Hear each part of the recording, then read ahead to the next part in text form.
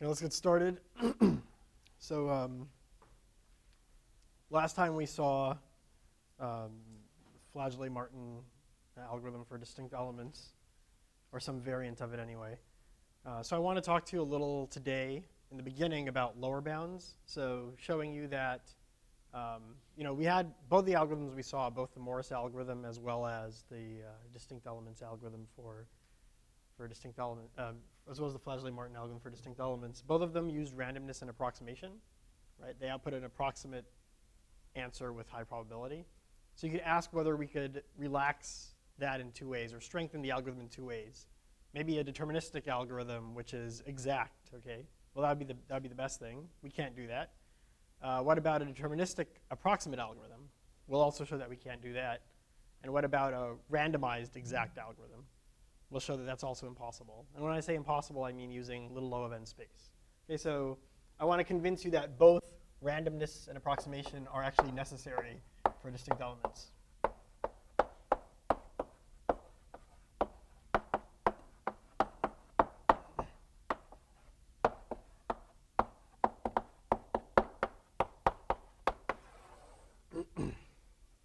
Okay. So as a warm-up, remember distinct elements, you're seeing a sequence of integers in the stream. How many of them are distinct? Or how many distinct integers did you see? So I1, IM in stream, and each I is in the set from 1 to n. And then claim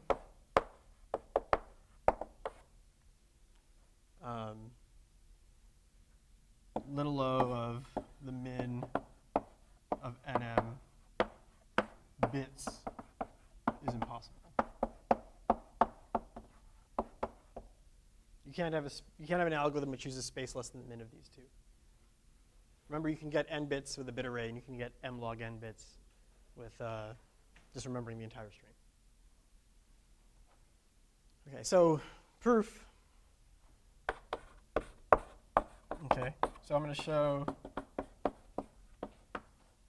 an omega n lower bound for n and m being like roughly the same up to a constant. Okay, so in the lower bound instance, in the proof, you're going to see that m and n are going to be constant. So again, it's going to be what we said, I think, when we're talking about approximate counting with Morris algorithm. Basically, it boils down to compression and the pigeonhole principle. Okay, so if algorithm, if a deterministic, impossible, if you're deterministic and you're exact, that's what I meant to say. Okay, if you're deterministic and you're exact, then you can't have a sublinear amount of memory. So suppose the deterministic exact algorithm A uses space S. Okay. Then we're going to use A as part of a compression scheme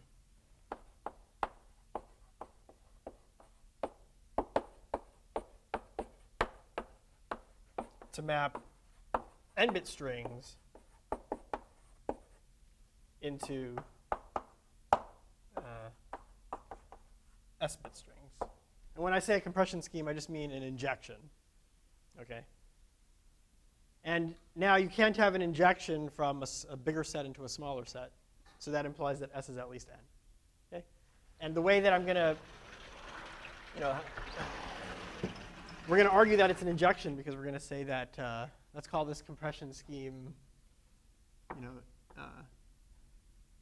ENC and DEC. So there's an encoder and a decoder, right? So to say it's a compression scheme means for all x, the decoding of the encoding of x is x. So I just mean that basically this is a proof that the encoding function is an injection. Okay. So what do we do? So how do we encode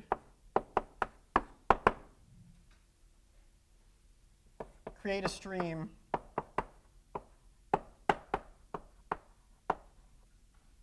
containing all I such that xi is equal to 1. And then output the space contents, the memory contents, let's say.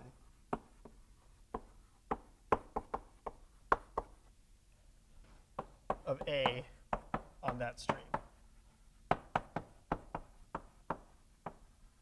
Right, so this is S bits. The encoding outputs S bits. Okay? How do we decode some Y? So Y is like the encoding of some X. Questions about anything I said? People look a little puzzled. Yeah.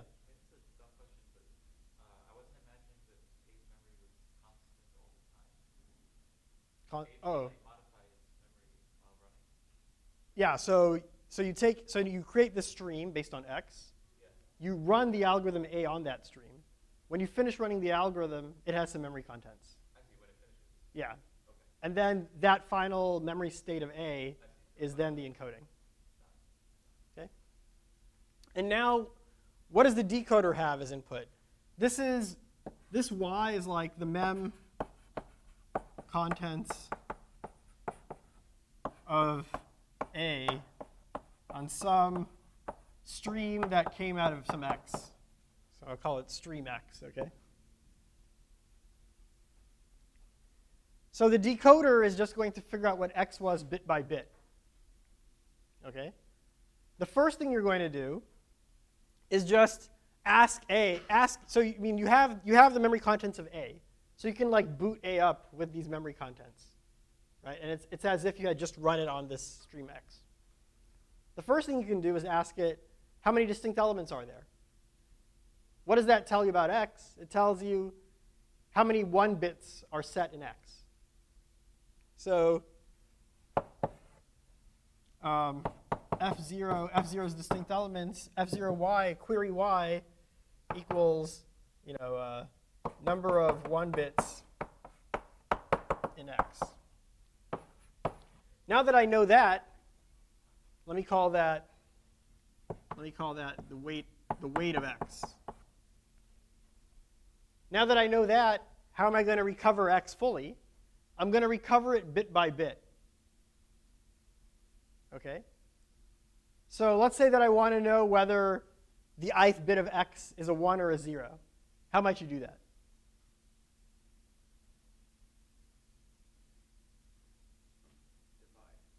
Divide? So what do I have now? What do I have in my hands? I have A. I have the memory contents of A run on the stream specified by X. That's what I have in my hands. And somehow, given that, and given the fact that A is always correct, right? It's an exact algorithm and it's always correct. I want to use that fact to say, for any bit I can figure out whether xi was 1 or not.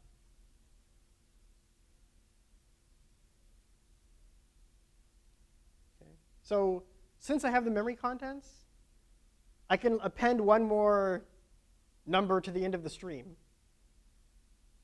And then after processing that new number in the stream, I can ask A, what are the number of distinct elements now? Right? So let's say that the new number I append at the end of the stream is I. So now I've run A on the stream of X, and then now I'm also running it on I. If xi was 1, how will the number of distinct elements change compared to the weight of X? If xi is 1, it'll stay the same. Right? I was already in the stream. So if you append another I at the end, you haven't changed the number of distinct elements in the stream. But if xi was actually 0, you've now added a new distinct element in the stream, and then the answer will increment by 1. Right? So to determine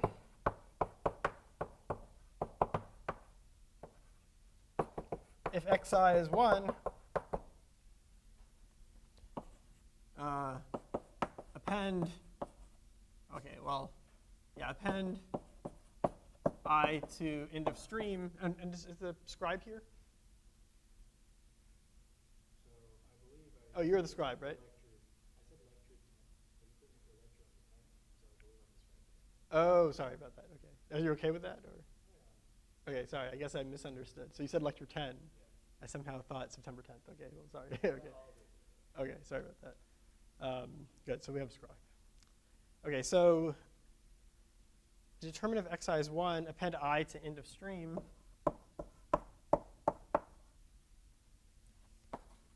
And query whether f0 has stayed the same or gone up by 1.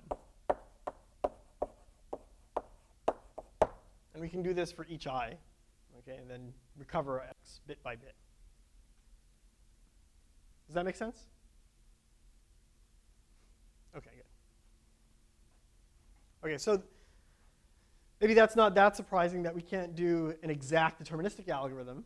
Okay, how about maybe we can hope to get an approximate deterministic algorithm, right? So now I'm going to show you another claim. Any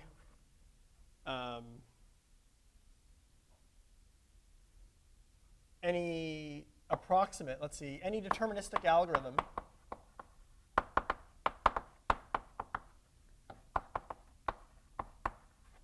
providing, let's say, a 1 plus 1.1 approximation requires omega n bits. So even if you're willing to have an approximate algorithm, but you insist on being deterministic, you still can't get sublinear space. How are we going to prove this? It's again going to be via an encoding decoding scheme.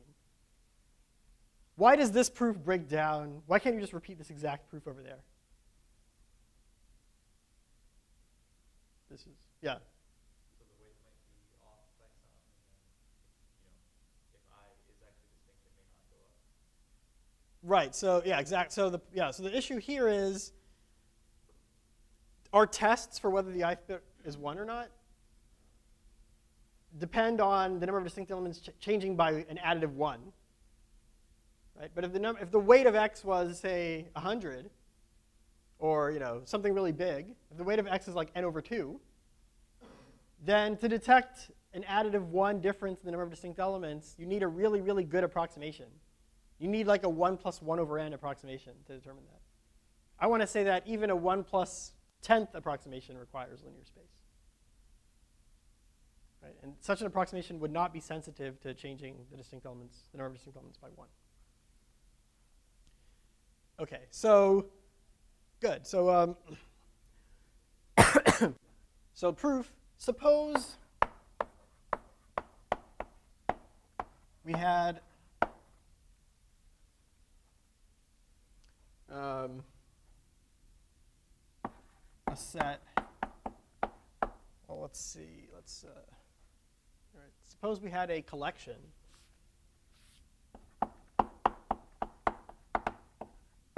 C of subsets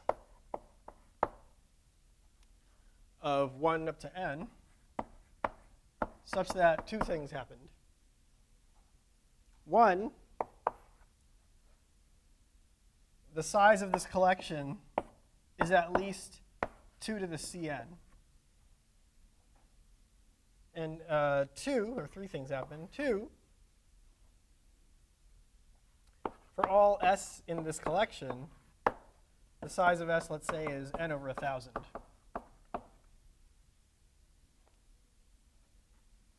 And three, for all s not equal to t in this collection, the is this how I want to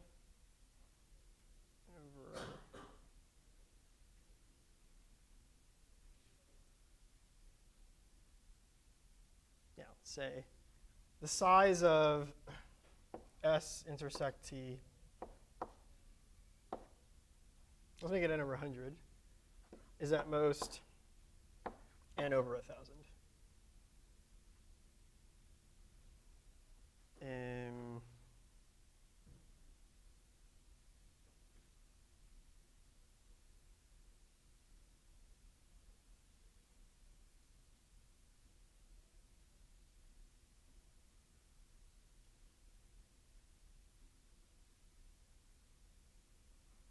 Hold on, I'll figure out this constant in a second.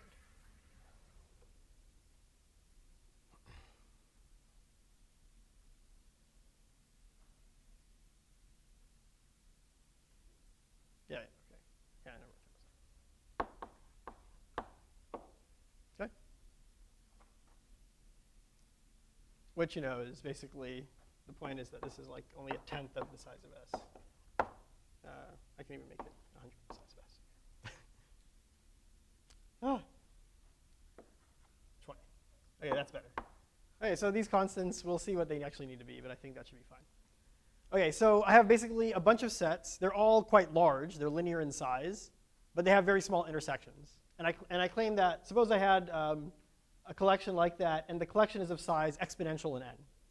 How many subsets of 1 to n are there? There are 2 to the n subsets of 1 to n, right? So that's an exponential number. And I'm claiming that even there's still quite like an exponential, maybe this constant is something less than 1. There's like 2 to the n over 2 or something, an exponential number of sets that all have small pairwise intersections. Okay, so we will compress, decompress, or encode, decode vectors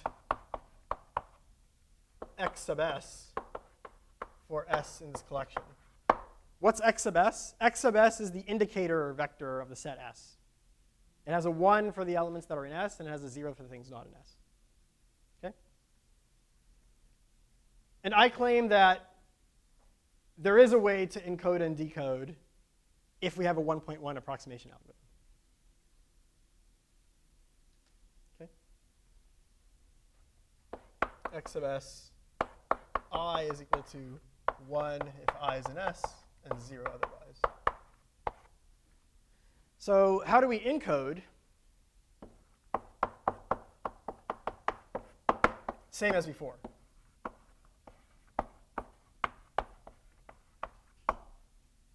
Right? And by the way, again, what we're going to get is that there's a compression scheme from that family of vectors, not from 0, 1 to n, but from just that family of vectors into 0, 1 to the s. So S has to be at least log the number of vectors there are. But log the number of vectors is Cn, so S has to be at least Cn. So we're still getting an omega n lower bound on the space. That's why I want this family to be large. So we're going to encode the same way as before. And then how are we going to decode when we've been fed as input, A applied to some string of x, some stream of x, which I called y before. So the point is I have this A run on some stream, but I don't know which x was used to create that stream, which s was used. So want to test if x was actually equal to xs. We know that it is x of some subset in this collection. We just don't know which subset it is. So what we can do is like an exponential time decoding. Basically try every single s and then test whether or not the x that created that stream was actually x sub s. Right? I mean, it's okay we don't care about computation time here. We're just trying to prove that this encoding is an injection, right? So how would you test if x was equal to x sub s?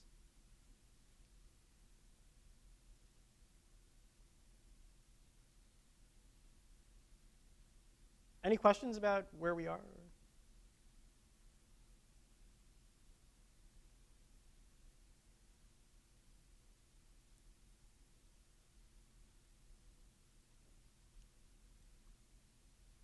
Okay, yeah. So we feed it x of x again and see if the weight changes. Right, so you know that right now, before you do anything, you know that the number of distinct elements is n over 100, right? All the sets have size n over 100. Now, A has been run on some stream. And then you can append to that stream a new stream, which is the stream of XS. I mean, you have the memory contents of A run on this. So just continue running A on this too. And just ask yourself, now what is the number of distinct elements? Query the algorithm. What is the number of distinct elements now? If x of s was actually equal to x, right, then what? If x of s was actually equal to x, what's the number of distinct elements?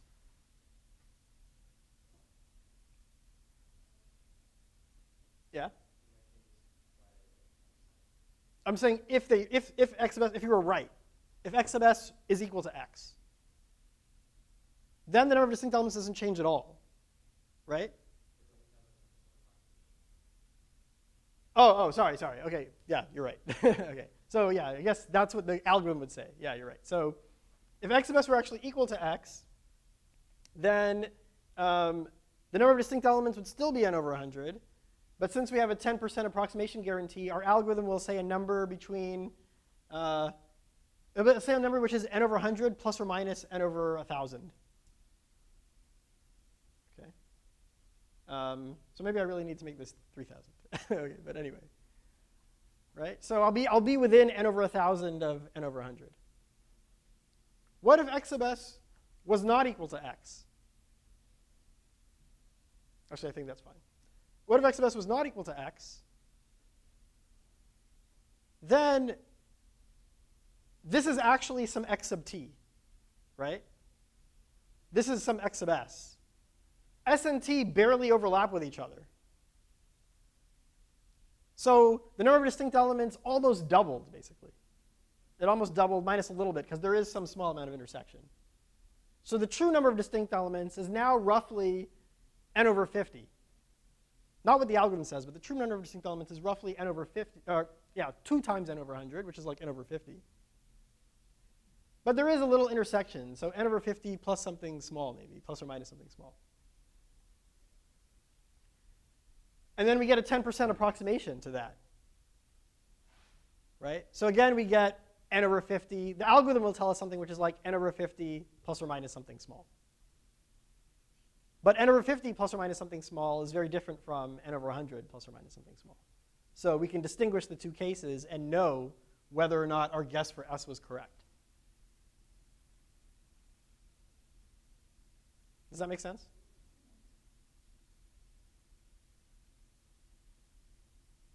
Okay.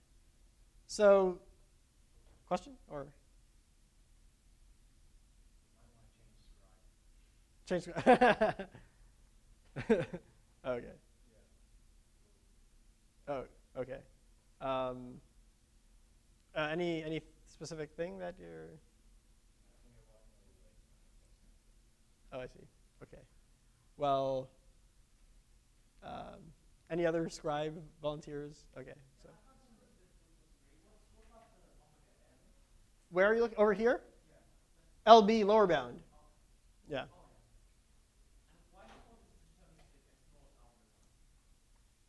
F naught, I mean distinct elements. F naught for me is like the number of distinct elements in the stream.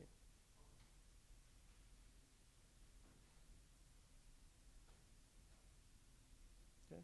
So, you're scribing? Okay. Pen. Okay. Okay. So, right. So, okay. So.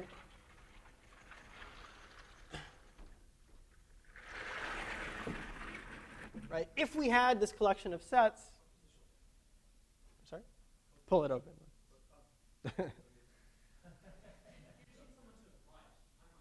Okay, good. So we'll write and like LaTeX Scribe notes and send them to me.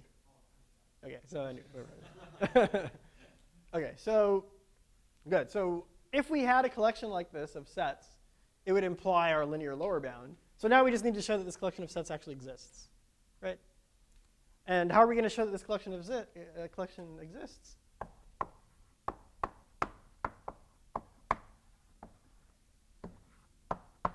With those properties.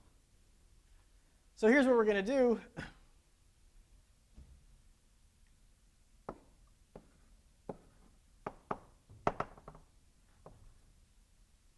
Okay, so let me like this.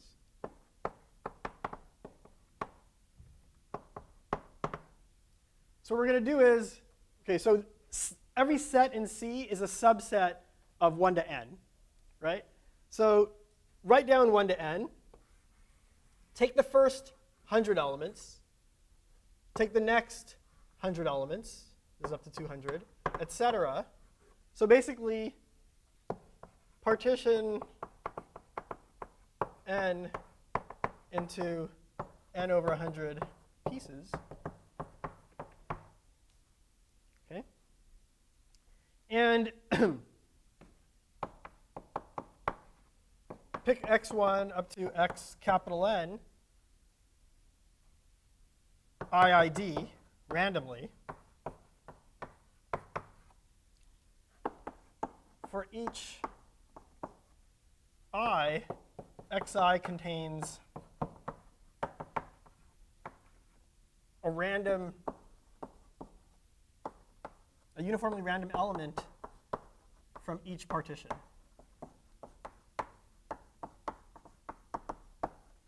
Okay, so x1 will like take one of these at random. It'll take 4 maybe. It'll take one of these at random. It'll take one of these at random. Okay, so by construction, every set has size exactly n over 100. Okay, and now what I'd like to say is that, or I guess I wrote them as x's, but they're s's. So x is a set. If you look at xi and xj, right? In expectation, how many collisions do they have? How many elements do xi and xj have in common?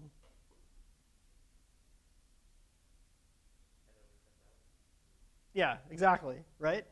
So within a chunk, within a partition, the probability they chose the same element is 1 over 100. And the number of partitions is n over 100. So by linear expectation, the expected number of collisions they have is n over 10,000. So what's the probability that the number of collisions is bigger than n over 2,000?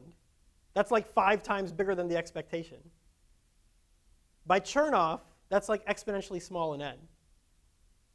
Right? It's e to the minus cn for some constant c.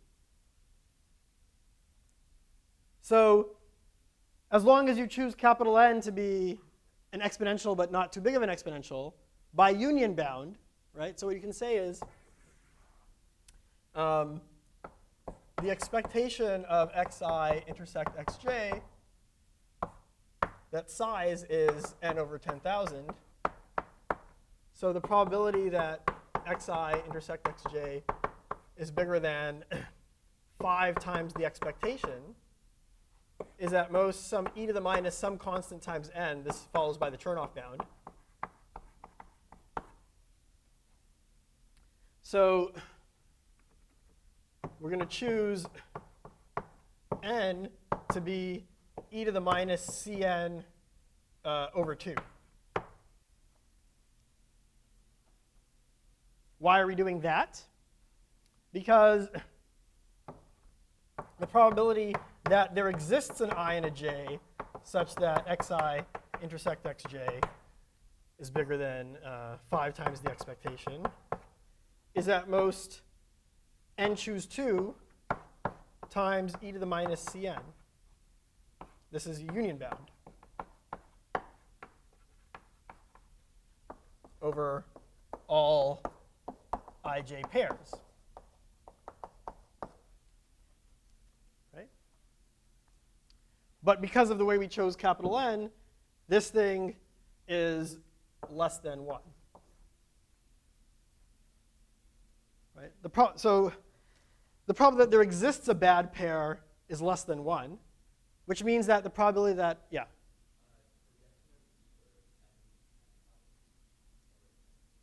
Say that again? The C? Capital N, yeah. Oh, yeah. Sorry. Yeah. N is a positive integer. So, yeah. We're picking this. We chose to pick capital N this way so that this expression is less than 1. That's right. So the probability that there exists a bad pair is less than 1, which means that the probability that all pairs are good is bigger than 0. Strictly bigger than 0, which means there exists a family of these xi's which works. This is just an existence proof, right? Does that make sense? Okay, so what we just showed is that there exists this family of sets. So that's it. Okay, so that's all I want to say about lower bound. So I showed you that deterministic exact doesn't exist with sublinear space. This is an even stronger statement. Deterministic approximate doesn't exist with sublinear space. You could also ask randomized exact. That's a pset problem. So pset 1 is out. You can go to the class website. Hint, you should think about using basically the same exact family of subsets, but you're going to use it in a different way somehow. Okay, there's a hint on the problem set itself too.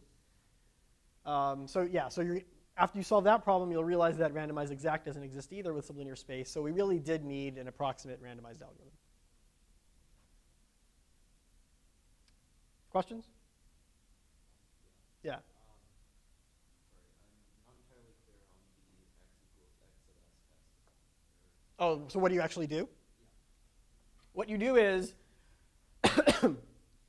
you basically have a loop over every s in the collection.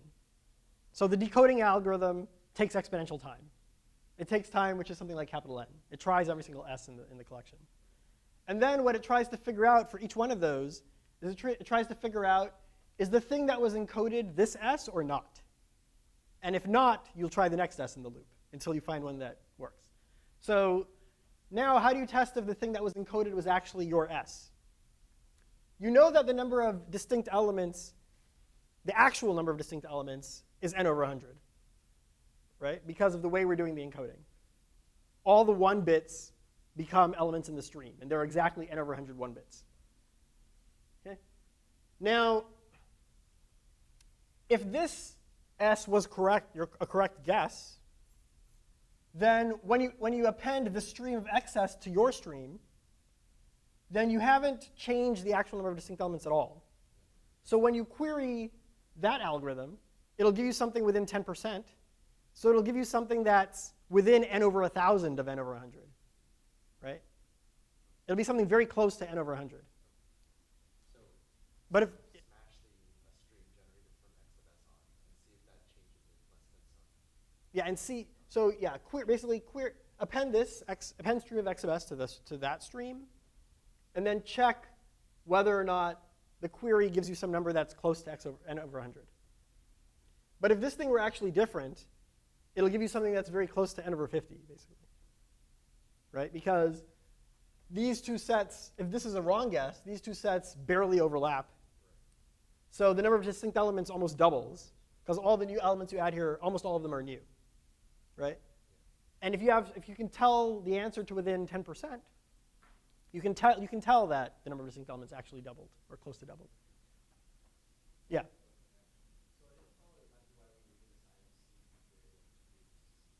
So ultimately, what we get is that the final lower bound we get is that the space of A is at least the log of C, right? Because we have an injection from C into S bits, where S is the space.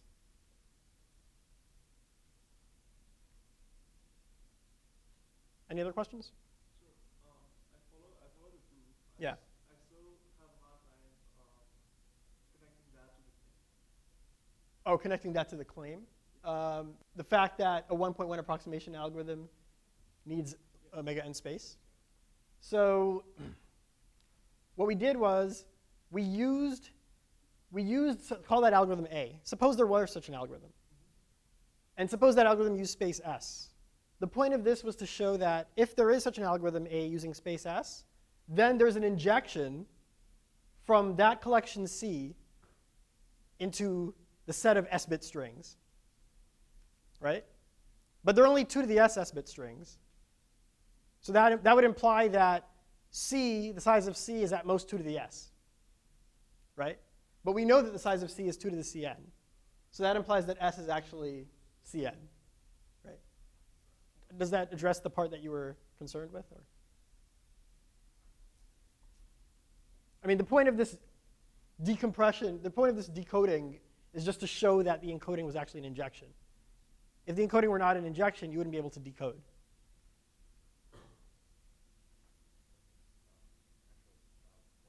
Yeah. You want injection into S, right? From X into S.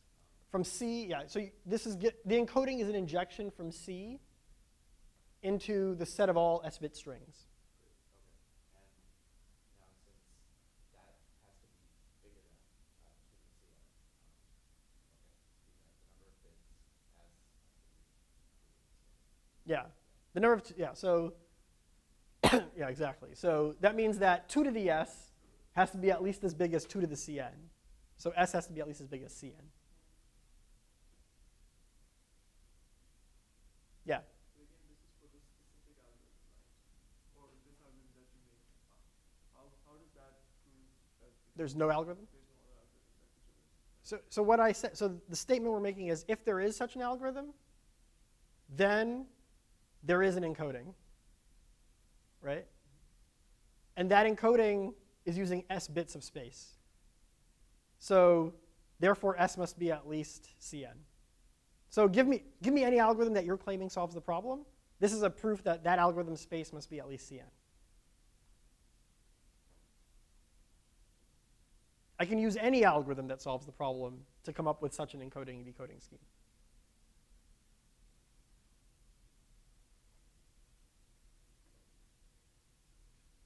Okay.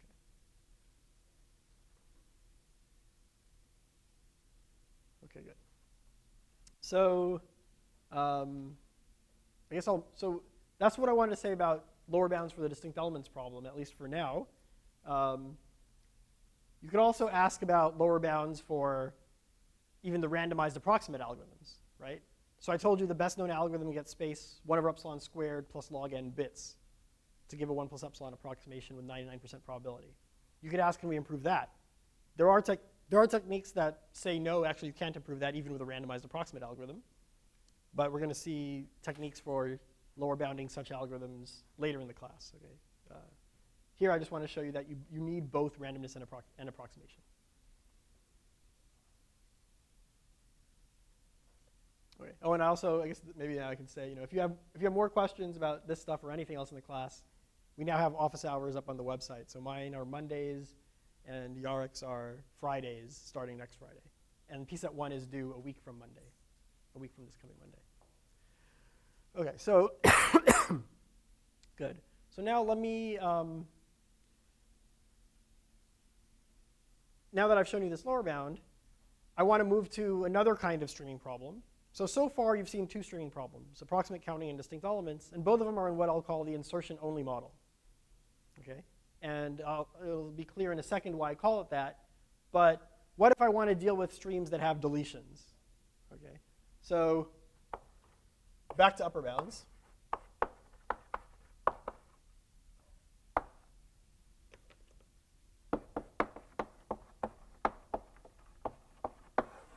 So I'm going to look at what's called the turnstile model.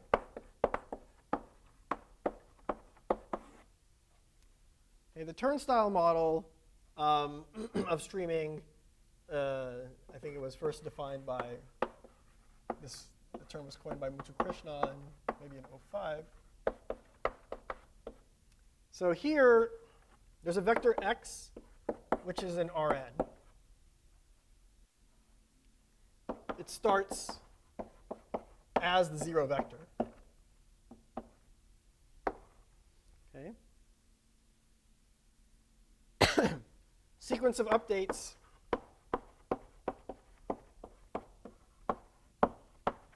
in the stream that look like I delta, which means that xi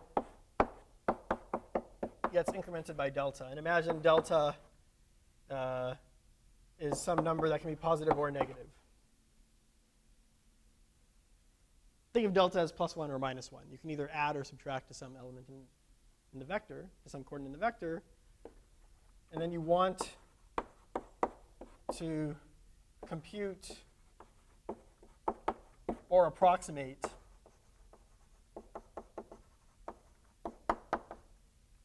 some function of the vector. Okay? So no matter what string problem you're trying to solve, there's always this trivial solution of maintain the entire vector in memory. And that's going to use you something like n words of space.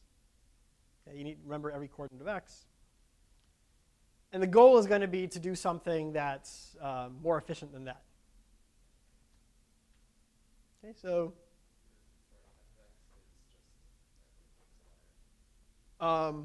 yeah, so for example, a function of the vector x. So for example, f0, we have that delta is always 1, and f of x is the support size of x. So it's the number of coordinates I such that xi is not equal to 0. That's the distinct elements problem. Okay? But you could look at kind of a generalization of distinct elements where you're allowed to delete people in the stream as well. Okay, good. So a common, actually the only technique for designing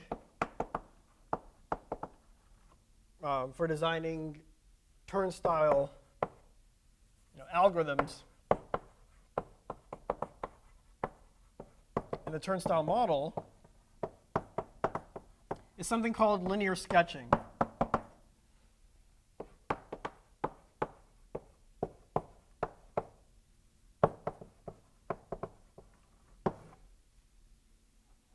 Okay, I'm going to tell you what that is. And the idea here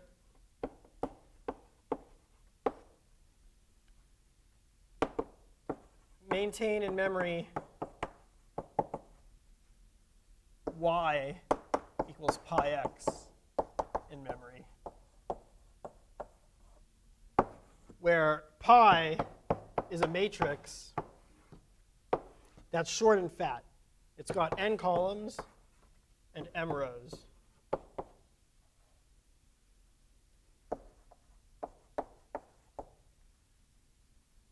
Okay? I mean, we'll see now examples of using this approach of designing algorithms for some actual problems. But the idea here is basically don't store x. Oh yeah, question? Sorry, is there a reason it's called a turnstile model? Yeah, I think that you imagine that. What's a turnstile? It's like that when you enter a building, right? You go through this metal thing that spins around. So when an element, it just means that people can come in and out. So I comes in the stream, and then later someone deletes him. He comes out of the stream. That's where it came from. But it means that there are deletions. Okay, so that's.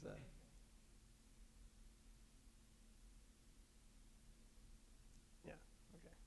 So, right. So first of all, this should worry you a little bit, because now what do I need to maintain? The algorithm is specified by pi. Pi is a huge matrix. It's got mn numbers in it.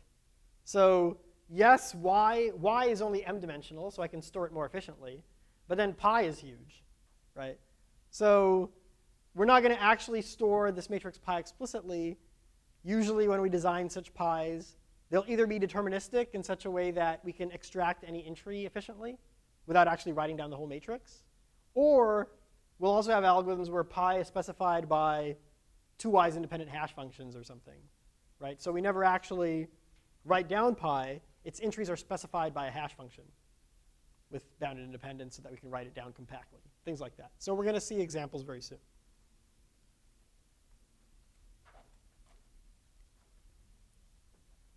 And just so we're on the same page, why can I even maintain, let's pretend that storing pi happened to be free somehow.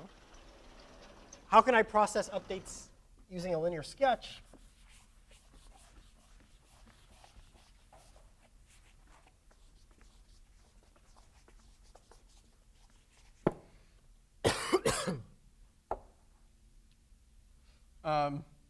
So let's say pi, it's this matrix.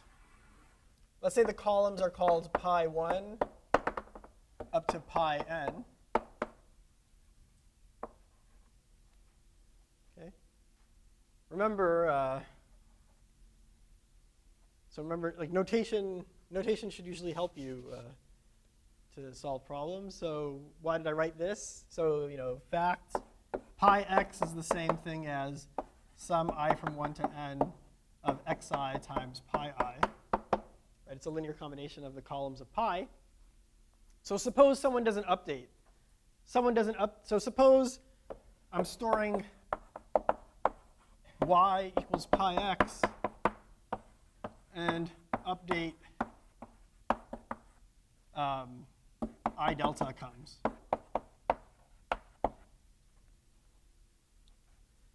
That means y is now y should be now pi of x plus delta times EI, the ith standard basis vector. But this is the same thing as pi x plus delta times pi I. So this is the old value of y that I was storing, and this is the new y that I need to store after the update.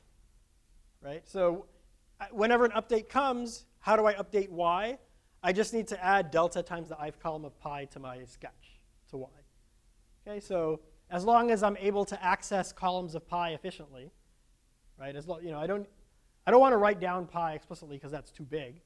But as long as someone says, hey, what's the ith column of pi? If I can tell you that in small space, then I can implement this update rule in small space. Okay.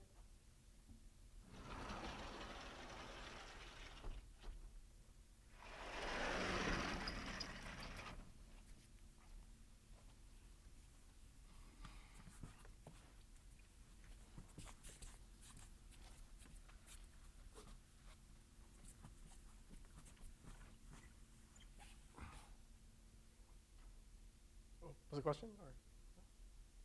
Or? Okay, good. So let me let me now show you a problem where we can use some linear sketching. Okay, so why did I call distinct elements F0? So here's a problem. Moment estimation.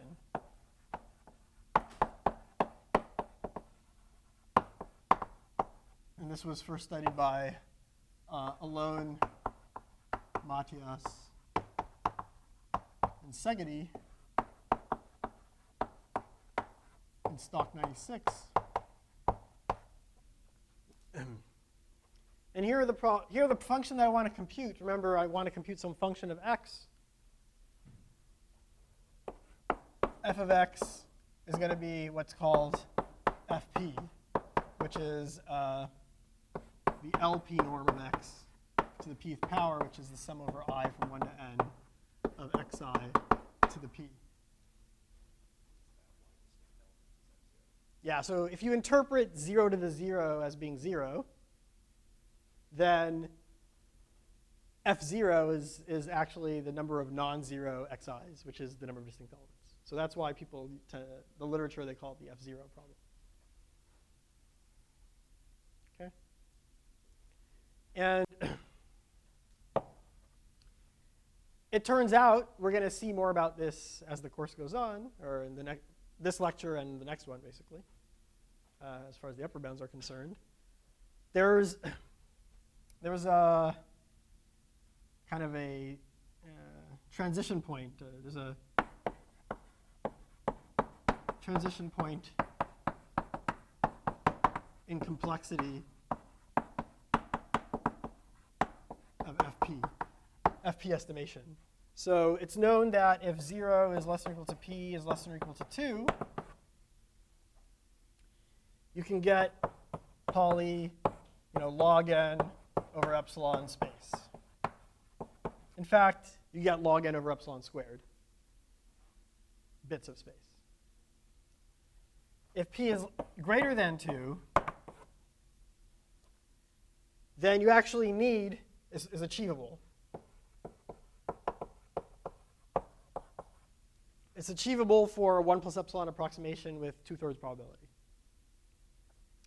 Meanwhile, if p is bigger than 2, you need n to the 1 minus 2 over p bits of space. For let's say a 2 approximation. And actually, not this that's omega, but theta. So there's an algorithm. Let me put it like this.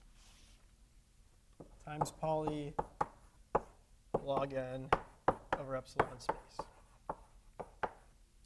So, okay, for let's say now 1 plus epsilon approximation.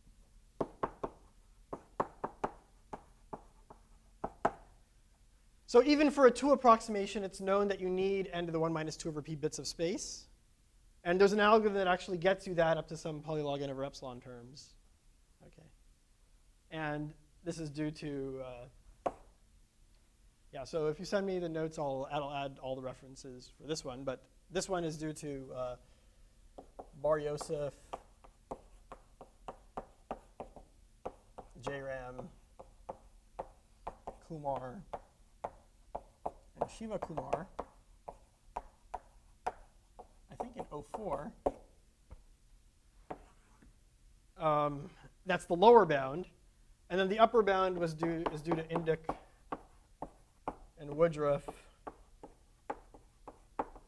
in 05. Okay, so there's some transition in the complexity of this problem. First, I'm going to show you. Oh, question? Yeah, you'll see later why. So basically the algorithms for the algorithms for 0 less than or equal to p less than or equal to 2 look very similar to each other. P equals 2, you can make it even simpler, but there's basically one family of algorithms that works for all these p, and there's a reason they don't work when p is bigger than 2. So, and you'll see. Well, I'll assert the reason that they don't work when p is bigger than 2. Basically, a certain kind of probability distribution that you'd want to use doesn't exist when p is bigger than 2. So first, let's look at p equals 2.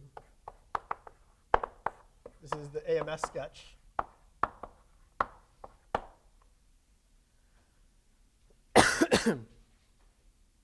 So let sigma I in minus 1, 1 to the n be, just random. But let's say, actually, you only need it to be 4-wise independent. Come from a 4-wise independent family.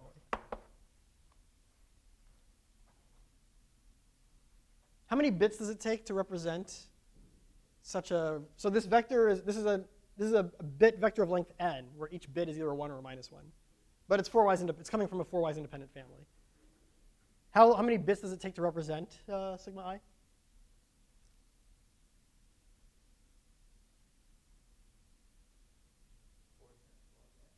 Yeah, O of log n bits, right? You can represent this even though this is an n-bit vector, you can represent it in log n bits from the last lecture. Okay. And then yi, remember we're maintaining a vector y. Yi is just going to be sigma I dot x. Okay. In other words, this matrix pi, the ith row of it is sigma I. This is a random sign matrix. So that's going to be our linear sketch, a random sign matrix. Okay? And remember, when we need to do an update, we need to be able to extract a column of pi. But that just amounts to evaluating hash functions to get each bit in that column. Right? So that's fine. Okay? And how are we going to estimate? How are we going to estimate? How are we going to estimate the L2 norm squared of x? So to estimate f2, which is equal to the L2 norm squared of x, we'll output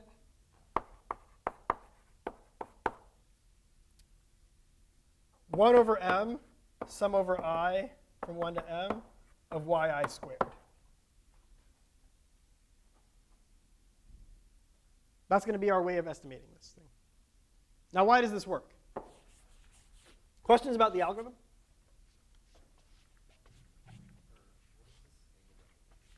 Dot product. Yeah, this angle bracket means dot product. So, right, so pi is just this sigma 1, sigma m.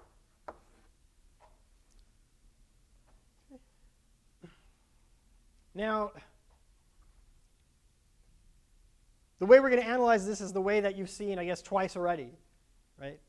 We're going to compute the expectation. This is an average of many estimators, right? We've dealt with that. We've been doing this for twice already. So the median of averages.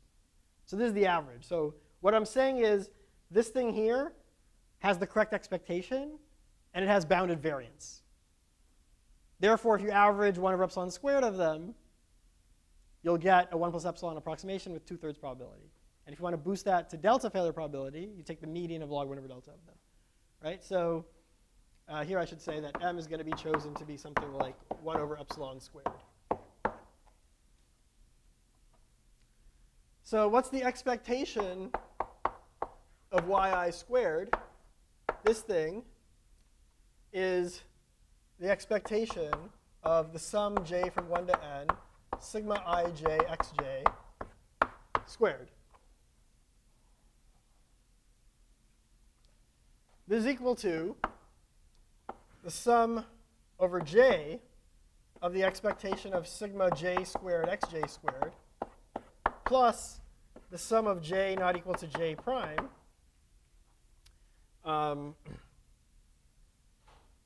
expectation of sigma j prime xj prime. What's sigma j squared? It's 1 because it's a sign. So really there's no randomness. This thing here is always equal to, with probability 1, it's just equal to the L2 norm squared of x, which is f2. What's the expectation of this product? 0, right? Why? Because the sigma, oh, I should put sigma I here. Right? Sigma I is a 4-wise independent vector. So in particular, it's also 2-wise independent. So this, whenever you have independent random variables, the expectation of the product is the product of the expectation. This is the expectation of sigma ij times the expectation of sigma ij prime, which is 0. So this whole thing is 0. So it has the correct expectation. Now we need to also understand the variance.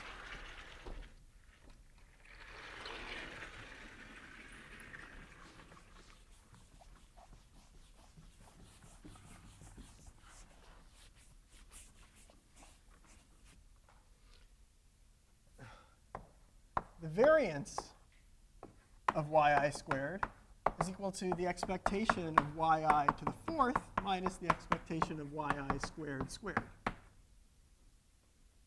We know what that is, right? We just computed it.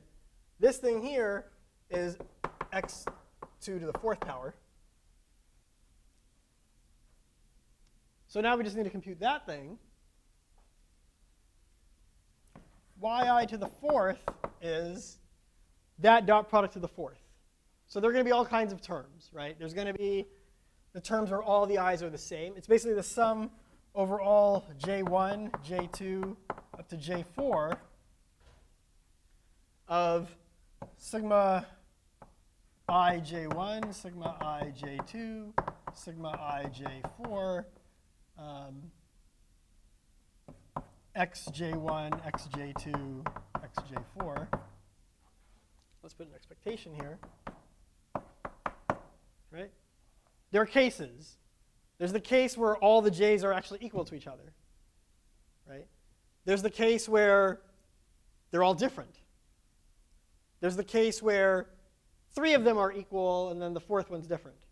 There's the case where 2 of them are equal to each other and the other 2 are equal to each other. How about the case when they're all different? You get 0 because of 4y's independence, right? When they're all different, the expectation of the product is the product of the expectation because there are 4 random variables here and we have 4y's independence.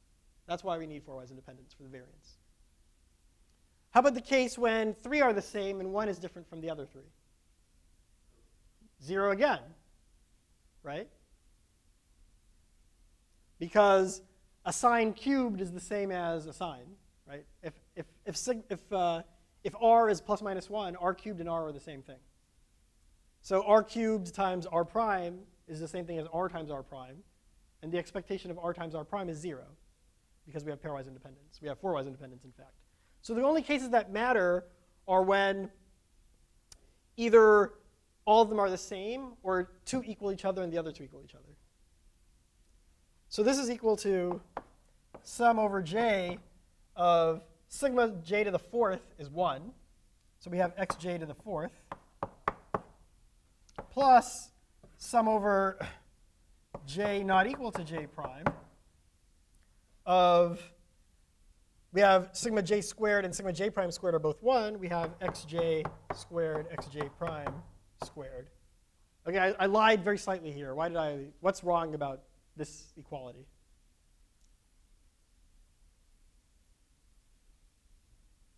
This equality is not exactly right. There's a factor missing. There's some combinatorics. Yeah, so how many ways are there? Let's say that I fix a j and a j prime. How many ways are there for there to be 2 of these being j and 2 of these being j prime? Right? So it could be that j1 and j3 are both j, and j2 and j4 are j prime, or there's any number of one of those possibilities. I think because I wrote j not equal to j prime, I think the right thing to put here is 3. Okay. But you can do that counting on your own if you want. Okay. It doesn't really matter for us. The fact that it's a constant is enough.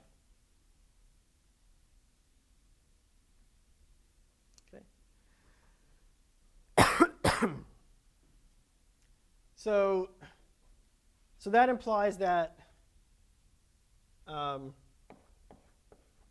the variance is equal to this thing minus this thing, which is equal to the sum over j xj to the 4th minus the sum of j not equal to j prime xj squared xj prime squared. And again, there's some constant missing here, which, oh, no, this is right. OK, good.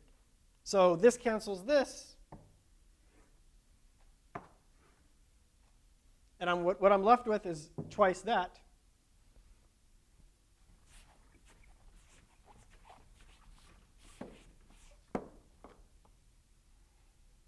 So what I'm left with is the variance is equal to 2 times the sum of j not equal to j prime, xj squared, xj prime squared, which is at most 2 times the sum over j xj squared squared, which is equal to 2 times f2 squared.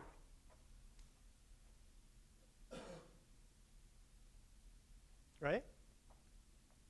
So the expectation of a single row is giving us the right thing. And the variance of a single row is like roughly the square of the expectation. So if you average 1 over epsilon squared copies and apply Chebyshev, you'll get what you want to get. Okay, so I trust you're now Chebyshev experts enough that you can do that computation if you really wanted to. Okay, but really, this is enough. So that's all I want to say about p equals 2. And then I want to move into p not equal to 2. So questions?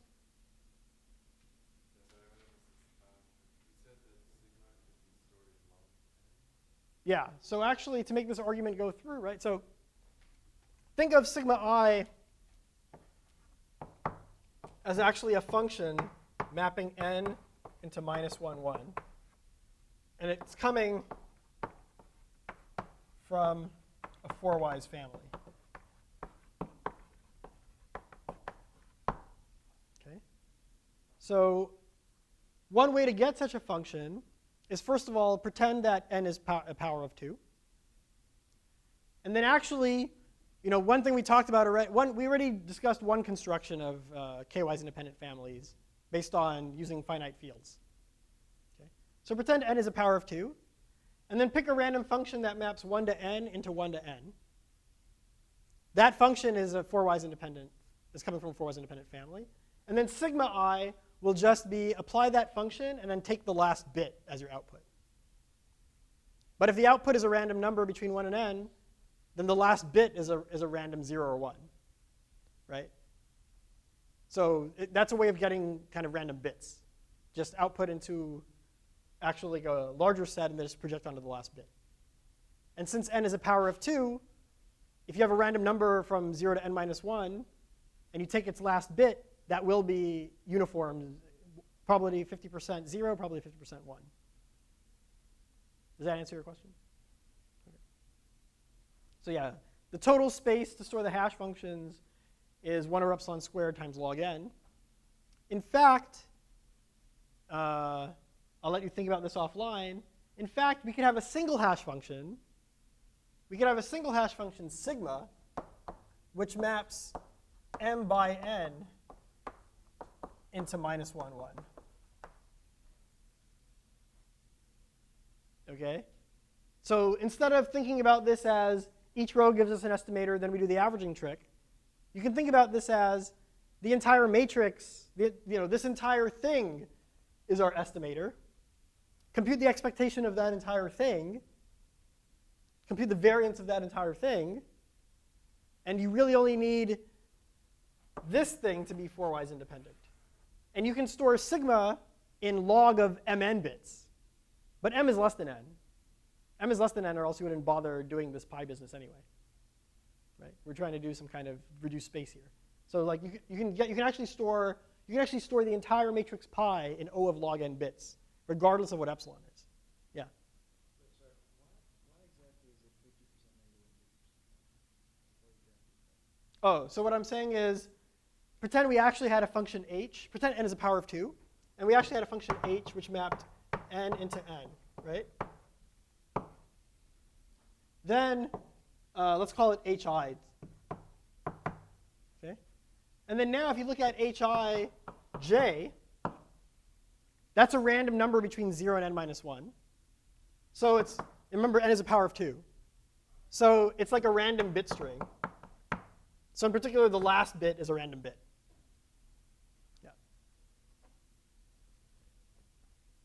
Yeah.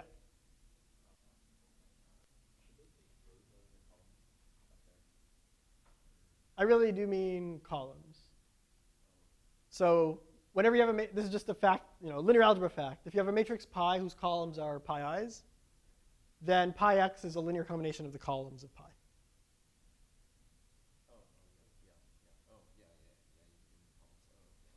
Yeah.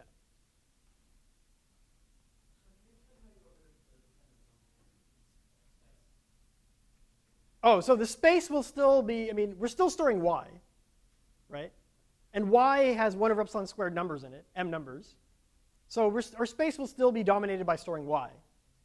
I'm just saying that in addition to storing y, we also had to store sigma, or these hash functions. And the naive way to store those hash functions is have a separate hash function for each row. That would work. And it wouldn't be that costly because you're already storing y anyway. But I'm saying, just as an observation, you could actually specify the entire matrix by a single hash function, sigma. That single hash function takes in I and j and spits out sigma ij. And it's enough for that hash function to be four-wise independent. And this analysis would go through. And then to store that sigma would take big O of log of mn bits. But mn is less than n squared. And log of n squared is the same as log n, basically. Okay. Any other questions?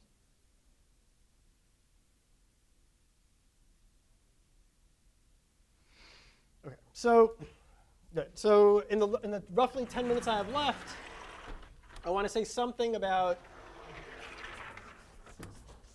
other p between 0 and 2.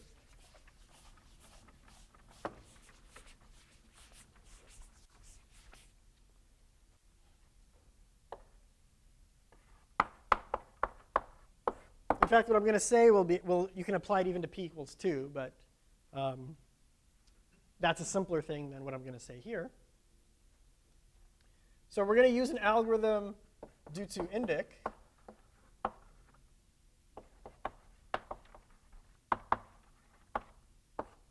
And first I'm going to describe an idealized version, just like in lecture 1, or was it lecture 2? There was the idealized algorithm for distinct elements where we assumed we had totally random functions and infinite precision. So let's pretend that we have that again, and then I'll say a little bit about how to get rid of that assumption. So let's say before I tell you the idealized algorithm, I need to give you a definition. A distribution D over R is P stable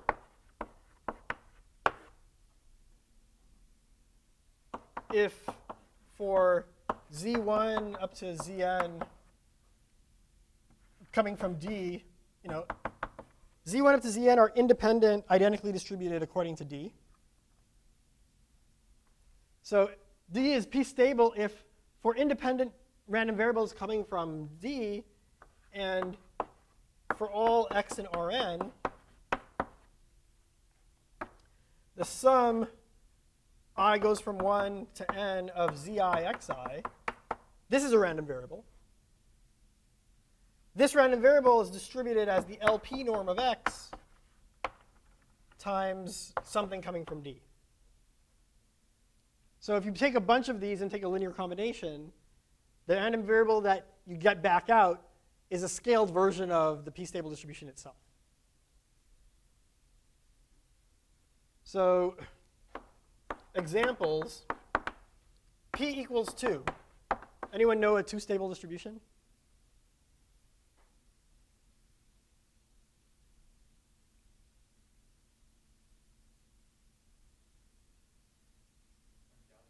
Yeah, Gaussians are two-stable, right?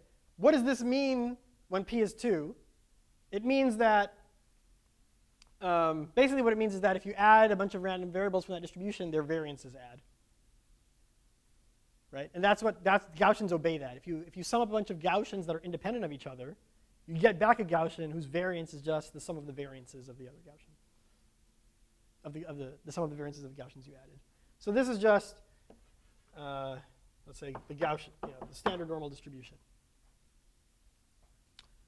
Okay. When p equals 1, maybe many of you have not heard this. There's something called the Cauchy distribution. And it has PDF phi of x is 1 over pi x plus 1 squared. Not pi like that pi, but pi like 3.14. Okay, so it's a fact that you can go read about it, that Cauchy have this distribution as well, this property as well for p being 1. By the way, raise your hand if you ever heard of the central limit theorem. Okay. So for many of you have. For those who haven't, the central limit theorem just says that whatever distribution you have, if you take a bunch of independent copies from that distribution and then average them, kind of in the limit as you take more and more copies and average them, the thing you get approaches the standard normal distribution. It approaches a Gaussian. But here what I'm saying is, but then that sort of means that there shouldn't be p-stable distributions for p not equal to 2. Because if you're one stable, it means that if you sum up a bunch of copies, you're getting back that original distribution scaled by the 1 norm. But by the central limit theorem, that shouldn't happen, right? If you add a bunch of copies, you should be getting a Gaussian.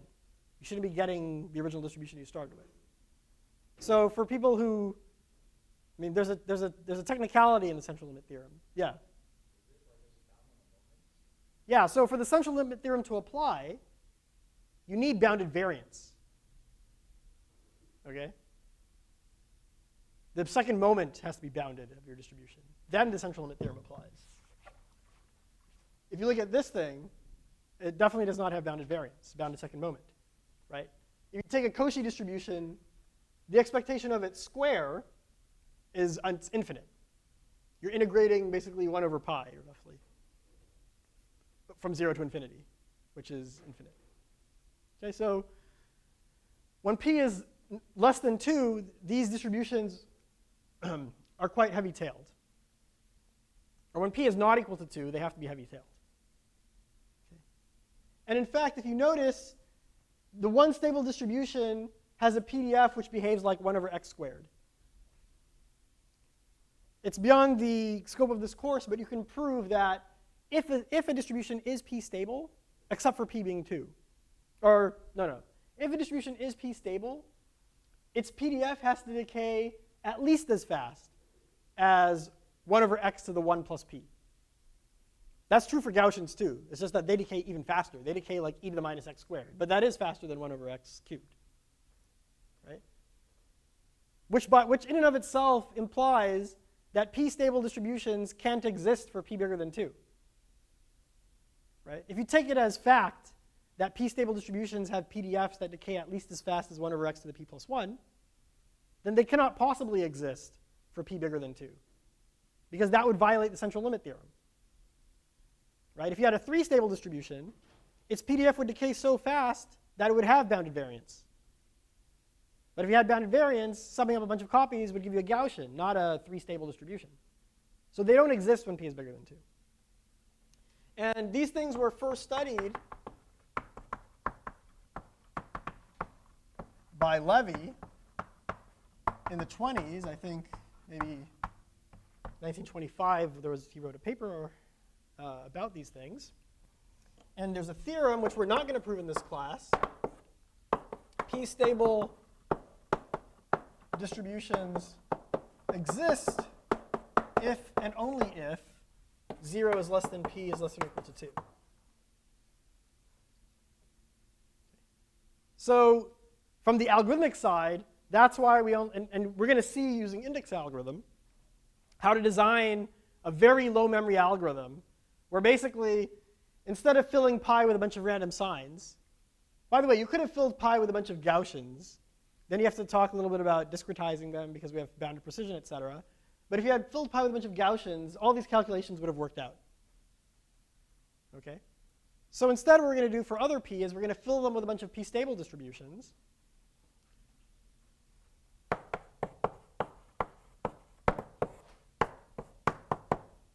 So ith row of pi is zi, which is a vector of IID p-stable. So that means that now yi is going to be equal to zi dotted with x. And what we're going to do is we're going to output the median of the absolute value of yi, where I goes from 1 to L. This is going to be the final estimator. Okay? And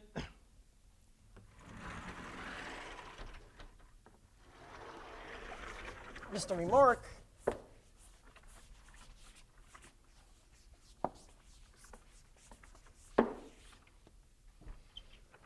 without loss of generality, we'll assume that the p-stable distribution dp has a median dp, which is 1. What do I mean by that? I mean that if z is coming from dp, then the probability over z that z is between 1 and minus 1 is a half. So if you look at the distribution, dp, here's 1, here's minus 1. It looks something like a Gaussian, just heavier tailed.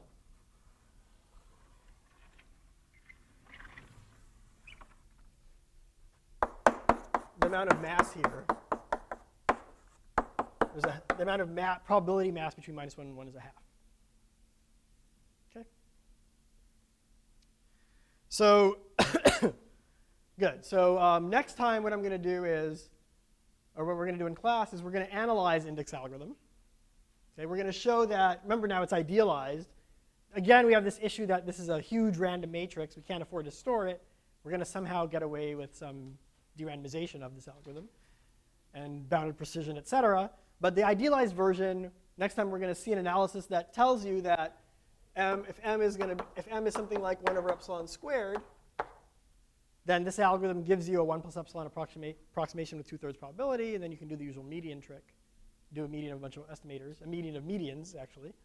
And then we'll talk a little bit about p bigger than 2, okay, and then we'll move on to another problem, more streaming problems. So any questions?